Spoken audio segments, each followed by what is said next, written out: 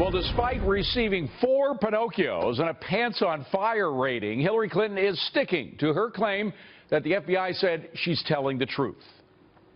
What kind of stuff was in those emails that he keeps harping on? It was all personal stuff, and we've said that consistently. And as the FBI said, everything that I've said publicly has been consistent and truthful with what I told them. What I told the FBI, which he said was truthful, is consistent with what I have said publicly. Yeah, but that's not what FBI Director Jim Comey said. Secretary Clinton said there was nothing marked classified on her emails either sent or received. Was that true? That's not true. Secretary Clinton said, I did not email any classified material to anyone on my email. There is no classified material. Was that true? There was classified material emailed.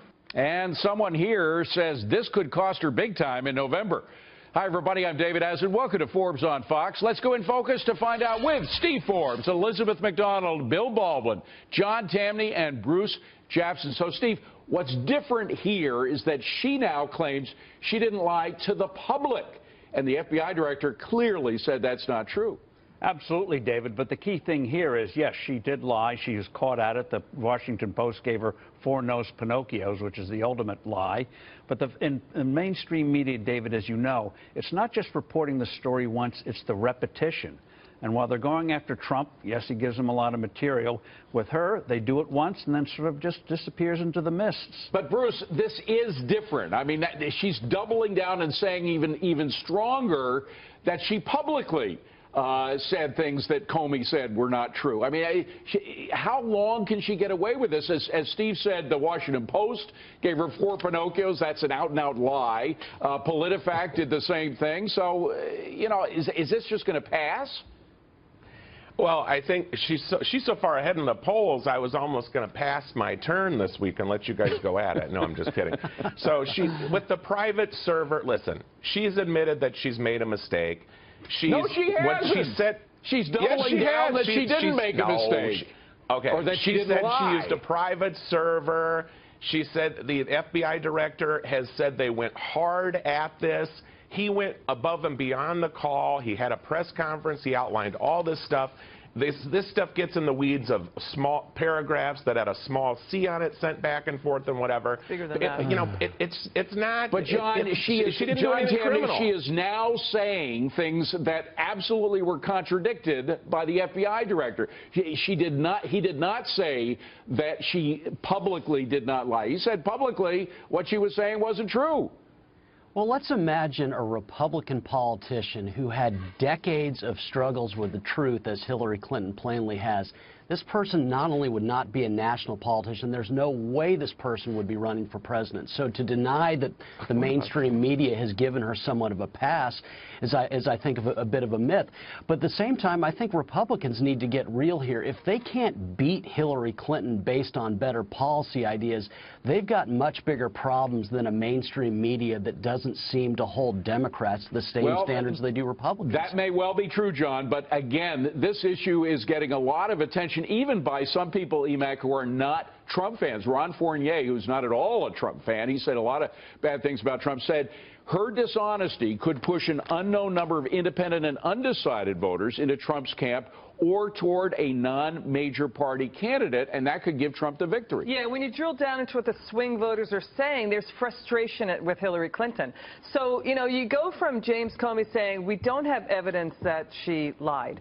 But then that swings somehow in Hillary Clinton's mind into proof. It morphs into a statement that he's saying, I told the truth. This is like saying, you know, that people who eat a year-old bologna is saying that it's, you know, quality good meat. Right. And it's bologna. I mean, listen, you put a private email server in your basement. That's what happened. And what about those 34,000 emails? Did any of them involve the Clinton Foundation that were erased? She says they were all about yoga lessons, Bill. Well, why? I want to know, David, why are we still so fixated on Clinton's mail server? What difference at this point does it make? Both candidates are liars, okay? But one of them is, in addition, a lunatic, and the other one is, in addition, a crook.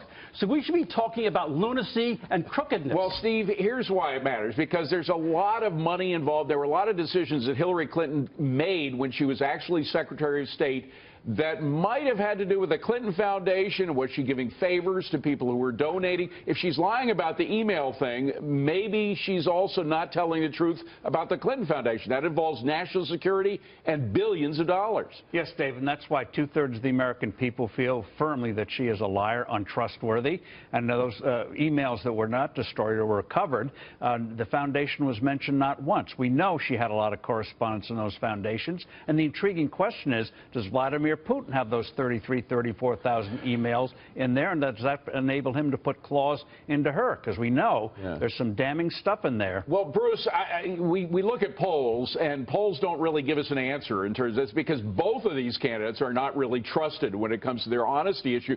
Do the negatives on both sides, both Clinton's side and Trump's side, kind of cancel each other out? Well, I think possibly, but here's the deal. I think people, when you look at Hillary, people are looking at Hillary Clinton's 30-year body of work. I mean, this week you had Warren Buffett endorse her, Mark Cuban endorsed her, Meg Whitman, the former Republican candidate for governor, and then just Friday you had Michael Morell, a 30-year CIA deputy director who worked for Republicans and Democrats, endorse her. Right, I mean, although he's always leaned towards the Democrats. John, go ahead. What is the 30-year body of work? The best thing she ever did is that she had a good sense of talent and married Bill Clinton. Would any of us be talking about her if she hadn't been married to Clinton? It's just a simple fact. What did she do in the Senate that was so special? What did she do that was so special as a Secretary of State? The best thing that happened to her right now is that she's running against someone who can't even make the case that Hillary Clinton's policies would be awful for the country. I'm going to throw it back to Bruce for a second. Bruce, what did she do that was positive as Secretary of State? Give us some examples. Listen, she restored our credibility around the world. It was at rock bottom under George W. Bush. Do we have more credibility, Steve? Do we have more credibility now than we did under George Bush? Yes, of course. Steve? I'm Steve, not you, Bruce. But in terms of credibility among international leaders, they hold Obama and her in contempt. Libya, the red line in the sand. He was going to do something to make Iraq better. Failure. You look everywhere around there. Failure.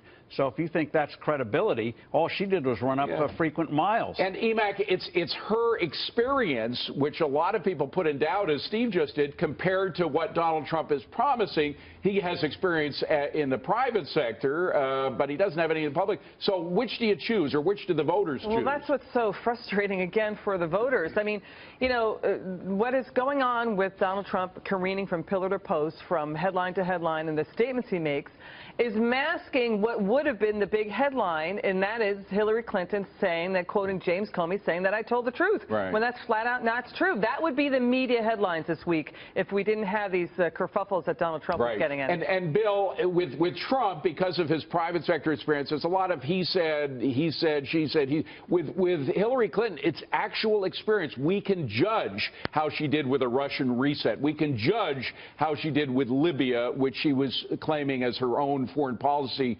success. I mean, it's experience that we can judge versus promises, which Trump has. I'm glad, David, you're veering off of the fibbing question, which is pervasive in politics, and focusing on the real issues. Was she good as Secretary of State? Was Trump is Trump something of a clown? Do we want him in the White House? Those are the issues. Yes, she has a 30-year body of work. It began with some very clever cattle trades. So what's the deal here? Do we care that she was fibbing about the cattle, or do we care that she was taking a bribe? Those are the big issues. Well, those are the issues that voters are going to decide on. Thank you, gang. Coming up